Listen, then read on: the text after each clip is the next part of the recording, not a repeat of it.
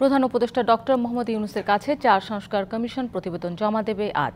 তেজগাঁওয়ে প্রধান উপদেষ্টার কার্যালয়ে সংবিধান সংস্কার, নির্বাচন, দুর্নীতি দমন ও পুলিশ সংস্কারের জন্য গঠিত কমিশনগুলোর প্রধানদের প্রতিবেদন জমা দেওয়ার কথা রয়েছে। এরপর বেলা ৩টায় সংবাদ সম্মেলন করে এই বিষয়ে গণমাধ্যমকে বিস্তারিত জানানোর কথা রয়েছে।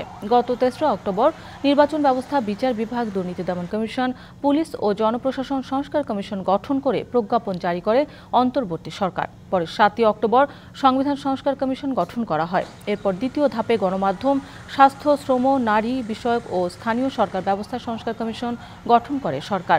এদিকে সংস্কার কমিশনগুলোকে ৯০ দিনের মধ্যে প্রতিবেদন দিতে বলা হয়েছিল। তবে প্রথম ধাপের ৫টি সংস্কার কমিশনের মেয়াদ ১৫ জানুয়ারি পর্যন্ত বাড়ায় সরকার। এছাড়া বিচার বিভাগ সংস্কার কমিশনের মেয়াদ ৩১শে জানুয়ারি পর্যন্ত সময় বাড়ানো হয়।